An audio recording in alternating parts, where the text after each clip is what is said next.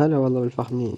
اليوم جبت لهم قصة قصيرة واقعية ومؤثرة بنفس الوقت، فاستمتعوا بالمشاهدة.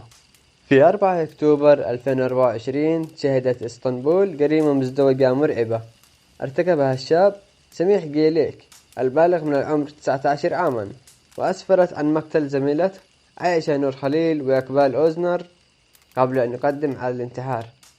وفي صباح يوم الجريمة التقى سميح بعائشة نور خليل واصطحبها إلى شراء خبز من مخبز قريب في منطقة سلطان أيوب، وبعد ذلك ذهبت معه إلى المنزل، وهنا ارتكب جريمته الأولى بالقتل وقتل عائشة. وبعد تنفيذ الجريمة اتصل بالشرطة وبلغ عما فعل.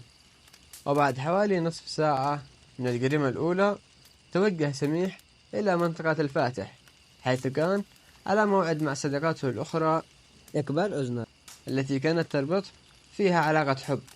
وخلال اللقاء في مكان ما عالي وقام بقتلها بوحشية مستخدما سكين حادة لقطع رأسها وأطرافها. وكما سمعت أنه أوصل الخبر إلى الأم، وعندما وصلت الأم كان قد صعد سميح إلى سوار قلعة أدرنيكابي التاريخية وألقى بأسلاك عائشة من فوق الجسر.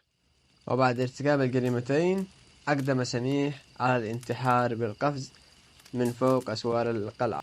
وكشفت التحقيقات أن سميح كان يعاني من اضطرابات نفسية، حيث تلقى علاجات في 5 مستشفيات مختلفة، وكان لديه 3 سجلات جنائية سابقة. وعثروا في منزله على رسومات لأجساد مقطعة مما يشير إلى حالته النفسية المضطربة. وهنا أثارت هذه الجريمة صدمة واسعة في تركيا، وأعادت النقاش حول أهمية الاهتمام بالصحة النفسية وضرورة متابعة الأفراد الذين يعانون من اضطرابات نفسية لتجنب وقوع مثل هذه المآسي. وفي النهاية الله يرحمهم ويغفر لهم، وفي أمان الله.